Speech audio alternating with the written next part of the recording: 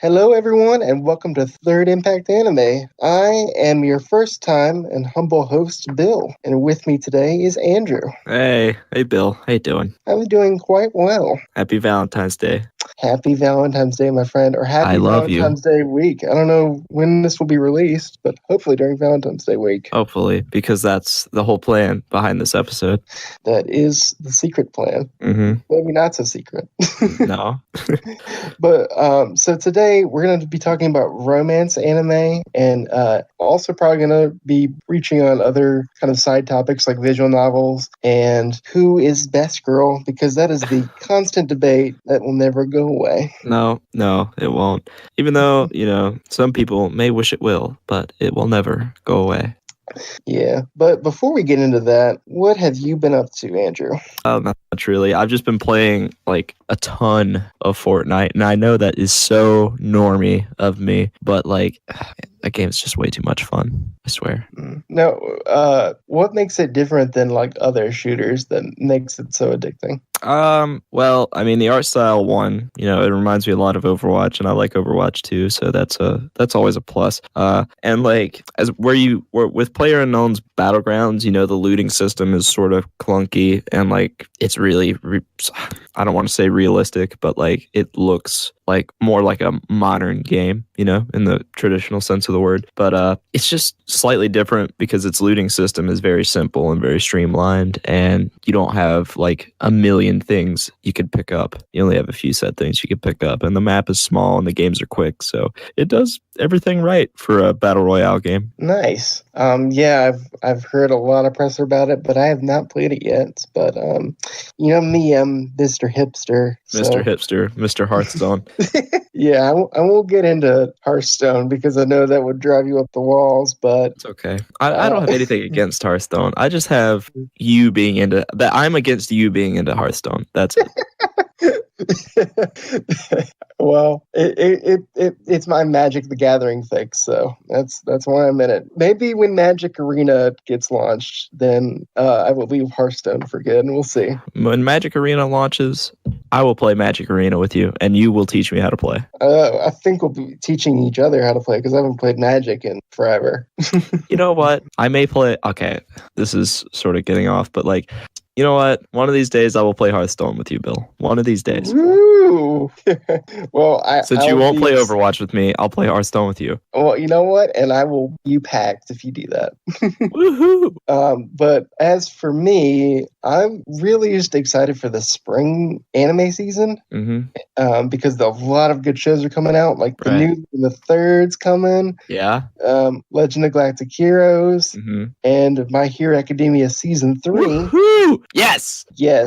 And I know I'm being really bad. I have not watched My Hero Academia yet, but to get excited for it, I'm going to watch Season 1 and 2, so that way I can get on the Season 3 when that gets launched and aired. Even though it's like 37 episodes, like it's such an easy watch. Like it is so easy to just blaze through. No, episode numbers don't faze me, man. Like Legend of Galactic Heroes was 110 episodes, and One Piece is over 800. Yeah, One Piece, yeah. God, I don't know how you did that. Jeez, all right, never mind. Just a lot of time, man. A lot of free time on my hands. But anyway, let's get at the topic at hand. We're here to talk about romance anime and romance in general within the anime genre. So I'm thinking where we should start would be just romance and anime in general. Okay. Because I see it as it's a prevalent plot device or it's a prevalent theme within multiple shows. And it can be in like an action shonen show. It can be within a drama like it's in Yu Yu Hakusho. It's in Code Geass.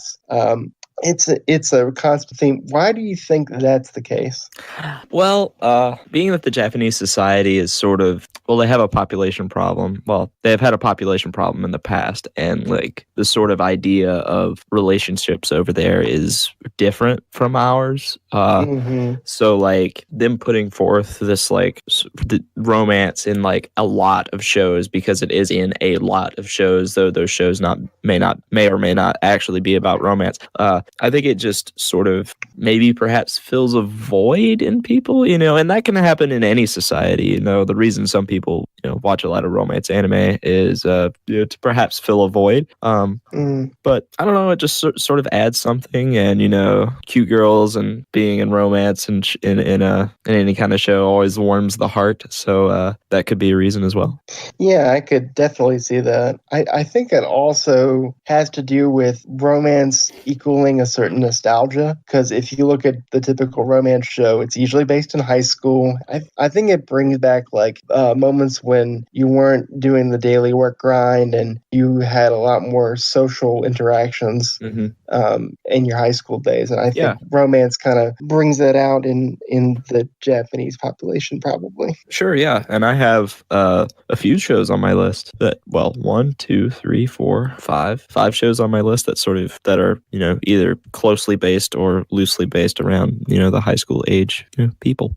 Yeah, I do as well. So I think the way we're going to approach this is we're going to list a couple of romance anime you may or may not have heard of, and we're just going to discuss a couple of them because Andrew and I have very diverse tastes. Like most of the shows he's seen, I haven't seen, and most of the shows I have seen, he hasn't seen. So it's a bit of just like a bit of a pitch meeting to say this is why this show you should check out this show. Right. So, but I think a show that we've both seen together is Toradora. Yeah, we've both seen Toradora. Yeah.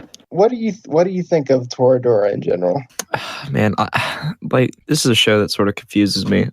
Like when you're in the act of watching Toradora, you don't feel bad for watching it, but after you get done, like there's something there that you're just like, oh, what? Like you sort of feel, I don't want to say sticky, but like there's nothing wrong with Toradora. This is just how I felt, like the romance is cute and fine, but like from the beginning of the show, it sort of gives off this vibe because what's the main girl's name? I can't ever remember. But she's kind of like a Cinderella type. Yeah, and it's God, and I just and like I don't. Same reason why I don't like Asuka and Ava. Like there's just not many redeeming qualities for me in that character archetype. Though they can be different. They can definitely be different. Maybe it's just the archetype that was bothering you. Yeah, I think it was. Yeah, and like there's nothing really wrong with Toradora. I think it's a fine show. Its rating on my anime list is an 8.40. The art's great. I really enjoyed watching it, but it's another one of those shows. I remember liking Toradora a bit. There were moments where I thought it was kind of slow, and some characters that I didn't understand what their purpose was, like the student who's like a model. Oh yeah, there's like, God, that's another confusing thing. Where she's kind of like the Greek chorus, kind of like this is what's going on, main character. I think if my memory serves me right, I think they actually do some of that, like actual Greek chorus things in the show. That may be a different show. I could be wildly wrong, but like I seem to think that they actually did something like that. Maybe not. Probably not. We're gonna go with no. We're just gonna go with no on that one. But I kind of. By the way, we're gonna go into a little bit of spoilers, depending on the show. Yeah, the show came out in 2008. It's been a solid 10 years, so you got time.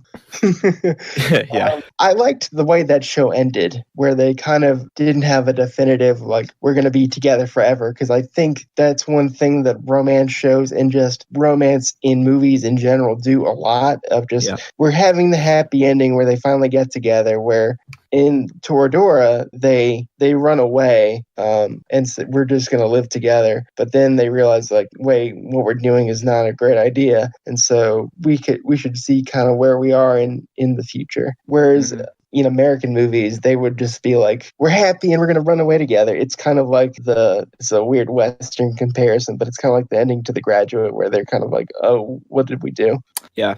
I think sort of once again on that, I think that I do think that was a good way to end it, because you never want to end with like especially in anime, you never want to end with like the super duper like generic happy ending, because then it'll just fall into obscurity, like plenty of shows. Yeah. And I think, a lot of the supporting cast in the show was very likable and charming. There was legitimately funny moments that I laughed at during the show. Yeah, and that show also, another kind of thing that's kind of funny is just with anime in general, they have that thing of like, I like this character, but the other character likes my best friend, or it's the Right, other way yeah. around. Oh, yeah. And this was 110% that. Watching the show the whole time, like, all right, Ryuji, you need to do me a favor, and you need to not. And I could call it from the beginning, because I was like, oh, he's gonna end up with Taiga, and like I was watching it, and I was just like, I want this to just work out the way they want it to work out right now. Like, but God, man, I don't know. But you can't always get what you want, right?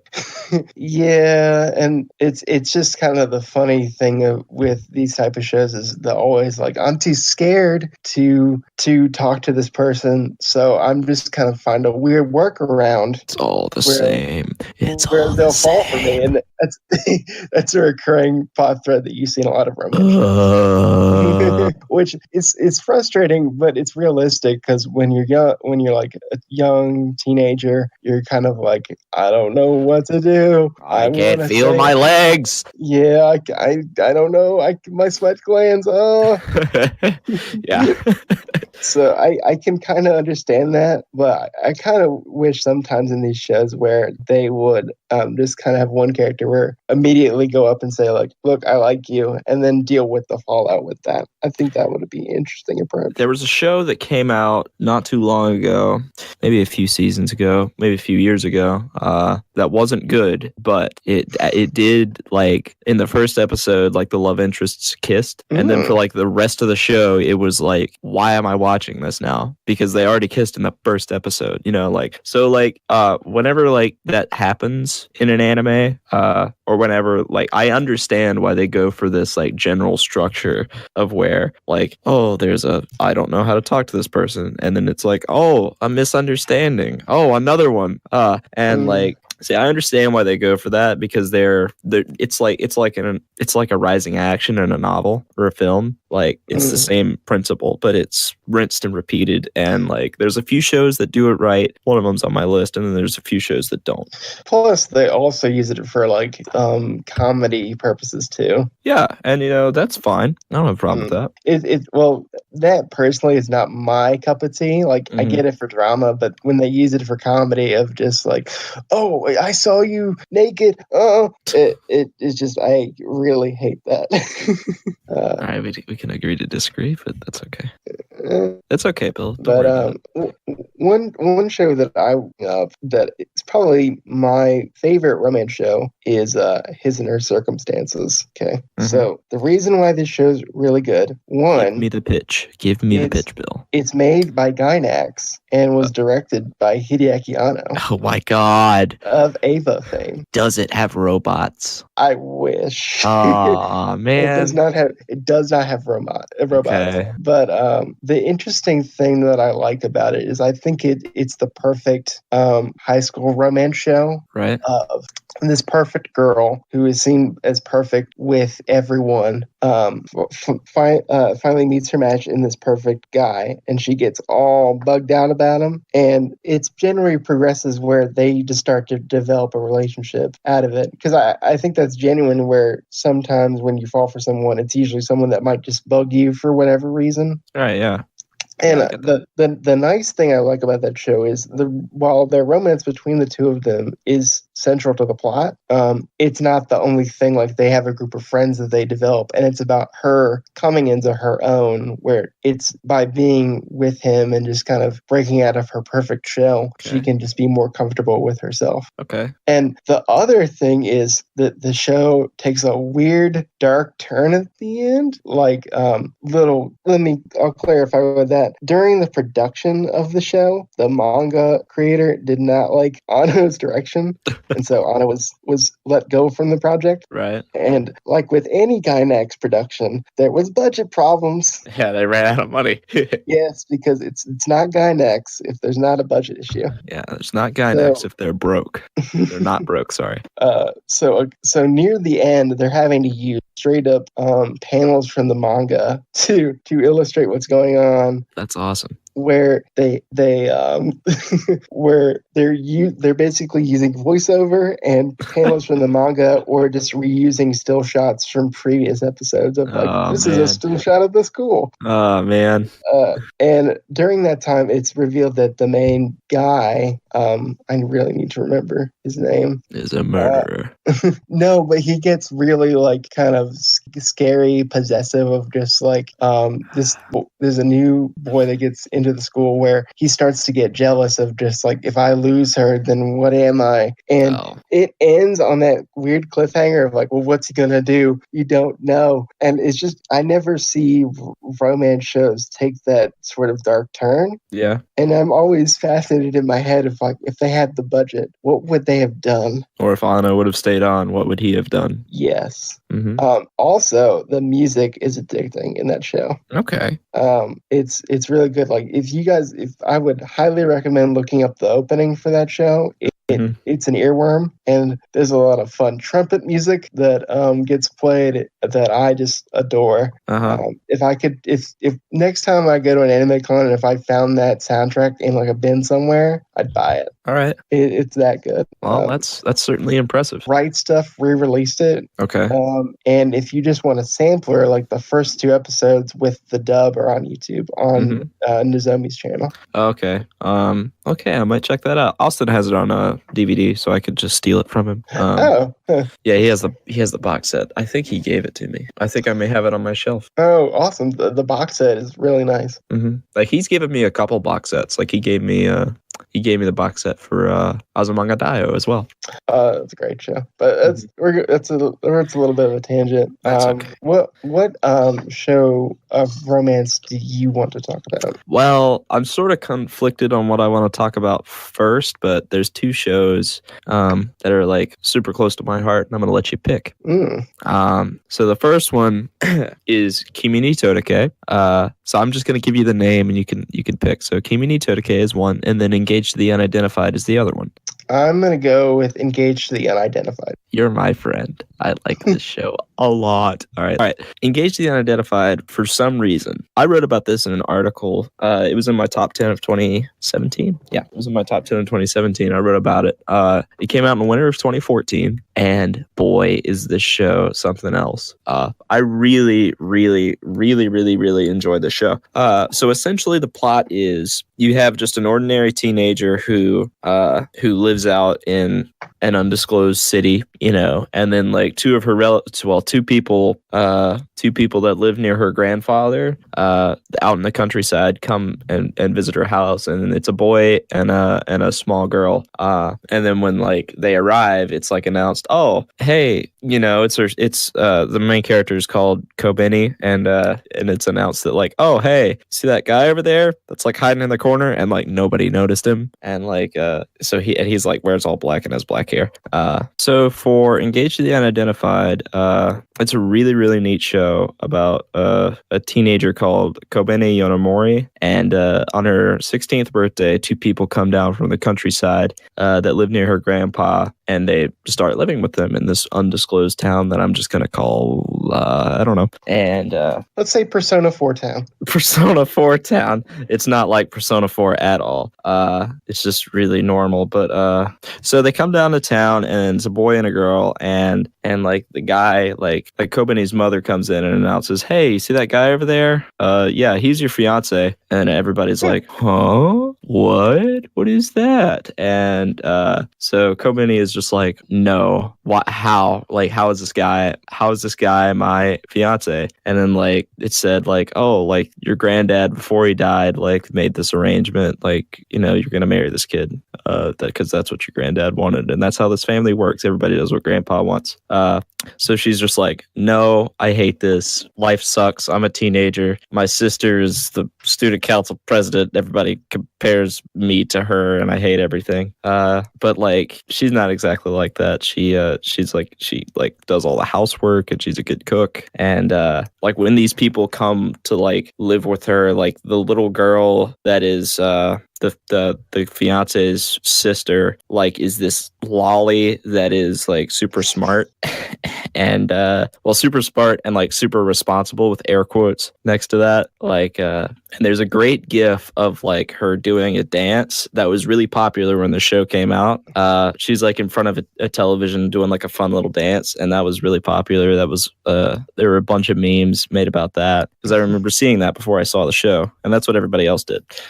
Everybody saw the meme, nobody watched the show, because the show is not very popular. Like, you don't hear people talking about it. It's short, it's only 12 episodes, and it's just really solid and really good. It has a great opening theme. I didn't show you the outro. The outro is really, really good too, and it's got great art. It's really charming. All the characters are really, really sweet and funny. It is as much comedy as it is romance, and the romance in the show is like, I'll call it muted. It's not the end all be all. No. Like, this show is a romance show, but like, it is a lot of like supporting characters, and it's a lot of other stuff than just romance. And I don't want to give away too much about the plot, because everybody should go see the show. I'm just saying, you should go see the show. It's really good. I think it streams on High Dive. It streams on High Dive too. It streams on Crunchyroll as well. Nice. And it's really solid. I think anybody would like it. Cool. Well, that sounds really interesting. I'll be interested to see how they handle the comedy, since anime and comedy are not usually my cup of taste. See, we're opposites. We're just polar opposites, Bill. Hey, but the stupid, what's that stupid song from the 90s? Opposites attract, man. Yes, and that's why you're my Valentine, Bill. Well, it's a good thing I got these candles out. Oh, right. I'm coming over right now. Stop the podcast. Right. I'll find some way to nervously give you chocolates in a sailor uniform. I'll get the roses for you. Perfect. Thank you. All right. Moving on. One kind of romance show that has a lot of comedy in it that I really enjoy is The World God Only Knows. Okay. I don't know if you ever watched that. No. Where basically it's a meta show about people who play visual novels, specifically the romance visual novels. I remember I've seen some like stuff about it, and I've scrolled past it a couple times thinking like, oh, that looks kind of good. And then I'm like, zip, then I move on. Well, you should give it another try, because I think it's a funny kind of meta commentary on it, where sure, yeah. Basically what happens is this devil girl called Elsie comes to meet so I'm probably saying his name wrong, Kinma, where basically he's a master at visual novel, where she says like, oh, well, you're a master at romancing people, so I'm gonna make a deal with you of just like, you have to help me romance these different girls. And so basically, that sounds fun. He's playing a visual novel in real life, where there's a set of episodes of the 3 seasons and the OVAs where he has to romance different girls, and they're the usual kind of stereotypes you see in a visual novel of like, here's the quiet library girl, all right, here's the lolly girl, oh god, here's the sporty tomboy. Those are usually good. Here's the idol that he has to romance. But I thoroughly enjoyed it just because of the absurdity of it, and just it's really making fun of the visual novel format. Right. Like, for example, like he's playing basically on a PSP. Okay. throughout the series, which makes sense because the PSP and in the future the Vita. It's a visual novel machine. Mm-hmm. And so it's just funny to see him try and use his game skills to romance these real life girls, because in real life he has like no connection with girls at all. Or basically he's basically a shut-in where he spends all his money on games, and if he could, he would date a 2D girl rather than a real. Ah, yes, one of those. Yeah, I think it's funny, and the funny thing too is I don't even care for like the main girls. I love Elsie because she's just so cute in the show. Like she because she's a devil, her favorite thing she finds on Earth are fire trucks. Oh, that's funny. Yeah, that is funny. The only thing that's a bummer about it is it kind of, even though it goes on for pretty long, it has a read the manga ending. Oh no. Yeah. Speaking of read the manga endings, I'm about to talk about one of those. I'm not a huge fan of it, but I feel like the first 2 seasons are really good and enjoyable. Third season ends kind of on a question mark. Right. And the other thing that makes me kind of sad about it is it was made by the same people who made Miko and Hachin and Gangsta and it was made by what was that studio called? Madhouse. No, not Madhouse. Not Madhouse. I know what you're talking about. They're gone. They're not. Yeah, but they're gone now. So it's unless another studio takes the reins, it's very unlikely that we'd get another season of it. Yeah, just get Discotheque to make it. They'll do it. Get No, a licensor to make anime. We need to get JC Staff because they're the masters of the romance show. Yeah, I mean you're right. You're definitely right. But that is my pitch for World God Only Knows. It's on Crunchyroll. I highly recommend it. All right, just because of its meta take on visual novels and kind of romance in general. Right. So going from like meta takes on visual novels to perhaps the most like romance show you've ever seen. Like if I could describe Kimi ni Todoke, I would describe it as the most shoujo. Like it is like so like beyond like obvious that this is a romance anime, and it uses all of the techniques used in other romance anime, and I think it does it better than all the really generic shows. So it's about this like sort of like quasi like outcast girl who's called Sawako Koronuma, and she looks like with her she has like long black hair and bangs, so she looks like the ghost girl from The Ring.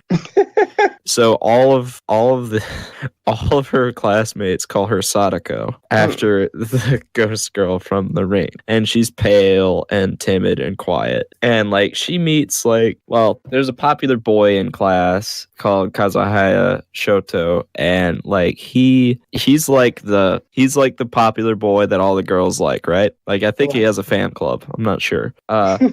But like, so he's the guy that's got the fan club. You know what I mean? Picture him in your head. Can you see him? Yeah. Okay. He's like generic anime boy, but like, and like, so Sawako is just like, I'm so quiet and such an outcast, but this dude is hot. And like it's just her like trying to become friends with him and trying to like socialize, and her just being like really bad at it. And like so she tries to she goes home and like looks up on the internet like, I need to like develop like the perfect hello smile, and then like she goes to school and tries it out, and she just looks creepy and weird, and everybody runs away. So it's a lot of like sort of funny stuff like that, sort of all wrapped up in this overarching plot of Sawako and Kazuhaya like coming together and like them going through struggles and whatnot. And it's long. Like I think let me check. It's 2 seasons of 25 episodes each, I think. Let's see. 2 seasons of, I think it's 25 episodes. No, it's 25 out of 12 with 1 OVA. 1 special. So that is 37 episodes, which isn't that bad. That's not bad at all. And even so, even with all that, like I went back and read the manga after I finished the show, like where it left off, like it keeps going, man. Like if they wanted to make another season of the show, they very well could, because it keeps on it keeps on keeping on. And what about, because it's 38 episodes or 37? How's the pacing though? Oh, it can be slow at points, definitely. Because I did tell you it's the most shoujo, and it does everything a romance show would do, which means be slow and be boring and have lots of dumb misunderstandings that last over one episode. But like, it ultimately comes down to like the sort of chemistry that these two characters have together, which is a really, really good one. And like the supporting cast, it's like really likable and really good, and like it being so long, like those characters get fully fleshed out too. So it doesn't suffer because of its length. Like it has plenty of time to do certain things. It can be slow, clearly, but it has lots of stuff to do, and there's lots of stuff to see. And is it just our main two characters, or are there other side characters that are kind of intrinsic plot? Oh man, there's so many good side characters in the show, like, and so many good like side relationships that go on during the show. Like, like there's plenty of drama to go around, and plenty of comedy to go around. I think it's a show you would like because it doesn't take a dark turn necessarily, but like it has plenty of like, even though like you would think like some of these dramatic moments would be stupid, like its delivery is good. Like its delivery is great. Its art style is really neat and really close to the manga. It follows the manga really closely. Its OPs are really good. They're like quiet indie music, and I like that. And you don't see that often in anime, which is super nice. Cool. I think one thing that, while it may be slow, I think one thing that's good that comes out of a show that's a bit longer than your standard 12 episodes is you get more character development, and you get more time for the characters to breathe. Sure, yeah. Which works especially well in a romance show because it's all about the character relationships. Yep. Mm-hmm. Yeah. And this show does it about as well as you can. Like, I would only put a couple shows like that get down, like that like get their characters really like down, and you know them, you know most of their parts by the end of the show. You can still discover more, clearly, because it's a TV show and the writers aren't perfect. But there's like a couple shows that I would really give that to, and this show is definitely one of them. Is it streaming anywhere, or? I think it's still on Crunchyroll. It's usually where most things are. Yeah, I feel like I've scrolled past it recently. It's probably on Crunchyroll. Okay, I'll have to check it out. We'll have to do like a comeback podcast where I report on like, oh, I thought about this after seeing your show after a while. Right. Yeah, it's on Crunchyroll. Cool. Crunchyroll, it's good. Not sure if it has a dub. Probably doesn't. Most things on Crunchyroll don't have a dub, so I wouldn't be surprised. I wouldn't imagine it getting a dub anyway. I guess my romance show that I'd like to talk about next would be Golden Time, which is made by the same people who made Toradora. But the reason why I find it interesting is it's not in your typical setting. It's in a college setting. In college, yeah. Yeah, which is very rare in anime. Like, I can't think of a lot of anime that takes place at a college setting. It's either high school or adult. Yeah, and I think like definitely recently, we sort of seen a shift to like the working world a little bit, because there's like shows like Shirobako have come out, and shows like New Game have come out, and shows like, what's the other one, Sakura Quest have come out, and like even like Recovery of an MMO Junkie. Like these shows are, I'm definitely seeing like less high school shows now than I think I would have seen in recent memory, but that's probably just because I'm not paying attention. Well, back to what I was saying about Golden Time, the reason why I think I like it so much is, one, the setting, two, it's interesting how the main two characters get together, because at first our main girl is not interested in our main character. He's interested in the main character's best friend, and she basically went to the college just to follow her the best friend character, right? Because they were childhood sweethearts. And it's interesting to see how, as their relationship develops, how everyone's still able to maintain a friendship, and how you're dealing dealing with kind of more adult situations of like for example, main girl gets a job at kind of this risque kind of club where they have to dress all skimpy. Right. And where main character sees her at this club and he's like, "What are you doing? What are you dressed up in this outfit?" And so it's them kind of dealing with this kind of misunderstandings, which is typical of a romance anime. Yep. And also he's conflicted because his hometown crush is also attending the college at the same time. So he's conflicted of like, well, which girl should I really go with? This is very reminiscent of Toradora. Very reminiscent. Though I will give Toradora this. The one thing that gets really annoying about Golden Time is there's an amnesia plot. Oh boy. Yeah. I forgot to mention there is an amnesia plot in Engage the Unidentified, but it's not that bad. It's not that bad. Trust me.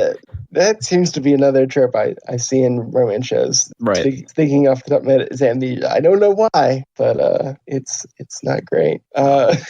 No, it's not. Well, where basically our main character had an accident and where he doesn't really remember Linda, who was his hometown sweetheart or crush. Mm-hmm.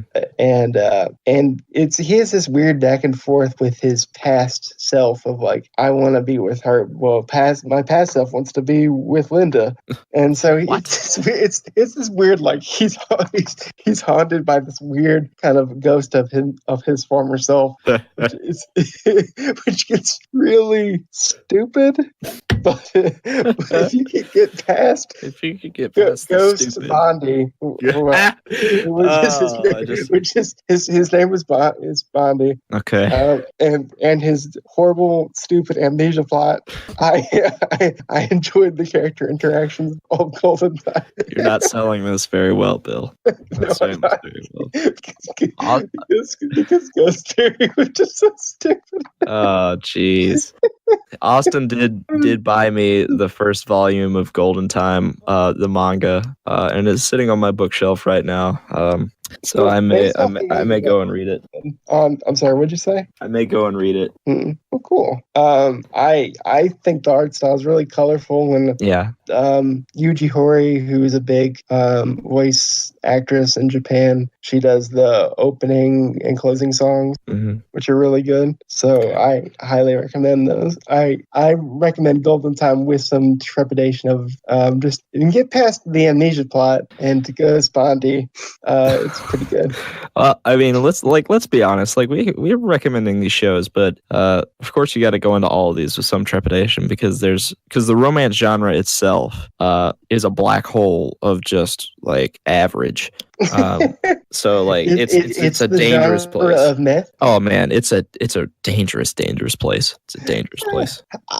You know what though? I can't degrade that whole genre or those shows because it fills a void and it fills a niche. It's not going a niche that I've come to enjoy. Like at first I didn't really care for romance shows. Like I think my first romance shows that I watched were like Inuyasha, right, and Love Complex, which I really turned me off. But thanks to my friend Michael, he got me into these shows where romance was the central plot of the shows, whether that was Toradora or Golden Time or Asaka no Pet, right? Or Canon or Clanad. I've come to really enjoy them and kind of see relationships develop. Sure, yeah, definitely. Because there's a lot of things to like about the romance genre. Because you're right, it definitely fills a much needed void that like. Because like the action genre, if we thought romance was a endless void of average, like there's so many action fantasy shows out there that it's not even. Oh yeah, like does anyone remember Night Raid? Nope. So there can be black holes in every genre. Of course, yeah. Well, I guess unless you have one other recommendation. I think I may do one more and then we'll be done. Yeah. Okay. So like I guess I'm gonna call this like, would you call Toradora popular? I don't know how well known it is today, but when it came out, people really liked it. Okay. Well, I think I'm gonna go with since I do like this show a lot, even though it is like super popular. I'm gonna talk about We're on High School Host Club. Like I think when this show came out, which was in 2006. It was like looking back on it, like it's so ahead of its time. Like instead of the, like weird non-popular girl trying to get after the super popular boy, it's all the super popular boys like trying to get after the non-popular girl, which is just so refreshing even today, even though it's in 4:3 aspect ratio. But like it's one of those shows that you like see become popular and you're just happy because you're like, this show, like, even though it's super popular, like it's definitely a bright spot, because it's like it's got an average score of an 8.34 on Mal, which you can't really trust the Mal ratings, but its popularity is 66th. And being that it's a show from 2006 and it's old at this point, for it to still be 66th is really good. Yeah, in anime years, it's an old man at this point. Oh yeah.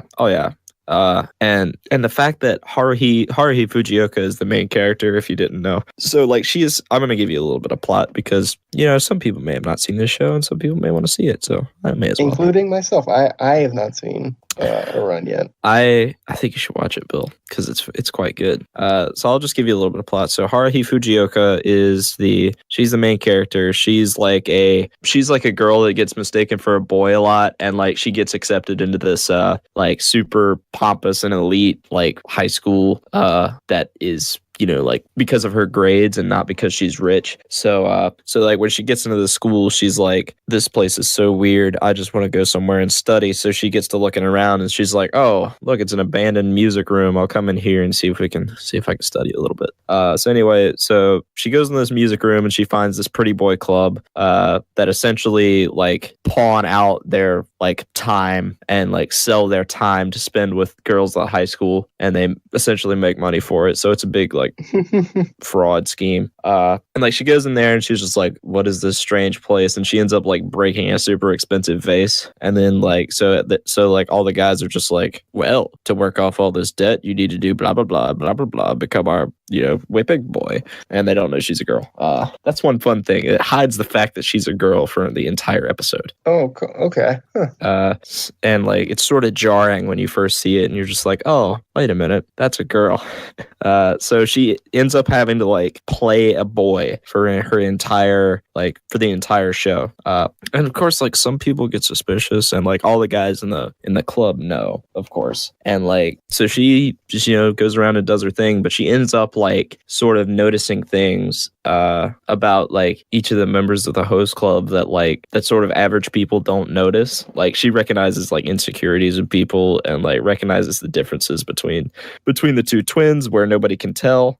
So like that's where she like sort of gets at their really tropey nature, because this is a tropey show, but like it sort of plays on those tropes and sort of tries to deconstruct them, which is like super super cool. And the fact that Haruhi's dad is a crossdresser is hilarious, because like this dude, because he's like, Haruhi's at the school and like she's dressing as a boy, and then they're just like, oh, we're gonna go to Haruhi's house today, and it's like an apartment in the middle of town, and they're all just like, oh, we have to get Haruhi out of here, she's such a commoner, because they're all rich people. And so they get in there and they're like, oh, it's Haruhi's dad. Oh wait, no, it's Haruhi's mom. No, that's her dad. And it's quite funny that this show from 2006 has an unpopular girl being like chased and wooed by popular boys, and the fact that her dad is a crossdresser is very forward for its time, and I think super good. I imagine they use the cross-dressing dad kind of as a joke, though. No, he's a really genuine character. Oh, that's good. That's good. He's super likable. He's not a joke character. He like I haven't seen it so long. I forget exactly why he dresses like that, but no, he's not really. I mean, he is kind of jokey at points, but that's just because it's a funny character. It's definitely not degrading towards transgender or like cross-dressing people, which is stunning for that year. That's amazing. 10 years ago? Wow. Yeah. well, at this point, it was spring of 2006, so yeah, 12 years ago, which was a very different world than we live in today. It's funny because I still see Orion cosplays happen at cons. Yeah, it's weird. Like, it's a weird place because I remember watching that show. Like, I didn't watch it when it came out. I watched it years after because I wasn't into anime in 2006. The first show I watched really was probably Bleach when I was in middle school or something like that. But like, I never really got into anime until I saw Gurren Lagann. But the fact that this show has been able to retain my attention and sort of stay like at that point, and it's a Funimation dub, so like Vic Baloney plays our favorite character, and I think Greg Ayers is in it. In the dub, yeah. It's a really good dub for 2006. I think people. I'm sorry. No, it's fine. Go ahead. I think Vic, like, I know people kind of, Vic Mignogna is kind of synonymous with Funimation dubs because he's always in them, but yeah, I think his two most defining roles are Full Metal Alchemist and in Ouran. Like, those are the only two shows where that's like, oh, I'm fine with him being in these. Yeah, because he is Tamaki from Ouran, and he is Edward Elric. That's who Vic Mignogna is. Because I can never say Vic Mignogna right because I always want to say Vic McEggnog or like Vic Baloney or like Vic McNognog. Like I like that's always a tough one because I always end up saying that. We all have nicknames that we just get stuck on. Oh man, but like no, it's got a great dub cast. Out of all the shows that I've mentioned, this is definitely the most popular, and a lot of people have seen it. But it's definitely a must watch, I think. Oh, cool! I'll have to check it out. Absolutely. I guess my final question, since this is a romance themed episode, who is usually your best girl or best guy, if you want to do that too? I mean, God, that's just so situational because there's not I don't necessarily have like a specific. Well, I'll come back on that. So I can tell you mine right now. Okay, go ahead. It's sad. Basically, through all the shows that I've watched with Michael or like other romance shows, most of the time it's the older female character. Okay, so like Misato from Evangelion. Yeah, or like, you know what? Thinking about it, no, I'm wrong. My favorite is probably like if I had to pick a stereotype within the romance genre, it's probably the quiet library girl. Right. That's a good one. Because they're always good. One, they're smart. Mm-hmm. I'm a quiet person. Right. We're not on podcasts. Right. And I'm observant, which is the common theme within this kind of silent library girl type. Sure. Yeah. I think mine would have to be like whichever one is like super responsible. I can't think of any examples. So they kind of like the bookworm, not the library one. No, but not necessarily. Whichever like girl cooks, that one. Like because whichever girl like cooks or like has to do like or how like has like things to do like in her normal life that are like different from what like her job or school or something like that, like someone who has like a commitment to something else that has to balance a couple things at a time. That I think is very like endearing. Nice. And I think usually they tend to be likable, and like you look at them and like see their troubles in life or whatever, and you're just like, oh, poor thing, and you just like want to give them a hug. Yeah, I think you and I have very similar tastes then, because they're very similar in stereotype. Mm-hmm. Yeah. Well, Andrew, I want to thank you for joining me on this candlelit podcast about romance anime with chocolates on the pillow. Yeah, I made a steak for both of us. I want to come over to your house right now. What do you mean? We're in the same. Hi, Bill. There you are. Let me give you a hug. I just was corresponding for this entire podcast. You just didn't notice me. I didn't. Yeah. I had amnesia about it. This is all a big misunderstanding. I'm sorry. Oh no! Don't worry. We'll have the rushing music that'll bring us back together. Yeah, and then I'll have to get up in the morning and then butter up a piece of toast because I'm late to class. and then run to school with a piece of toast in my mouth, and then run into the love of my life on the way, and then we'll be over, Bill. Well, we'll always be best friends. Always. But first, where can they find you on the social medias, Bill? Oh, I'm secretly an old man. I'm 65 years old, right? And I'm not on Twitter. Wow. So I would highly recommend, if you want to if you like my voice or you just like me, check out Third Impact Anime at wordpress.com. Yeah, check that out. Bill's got some articles up. I've got some articles up. Tobias McNabb, who is our resident, he's like our Mike Tool.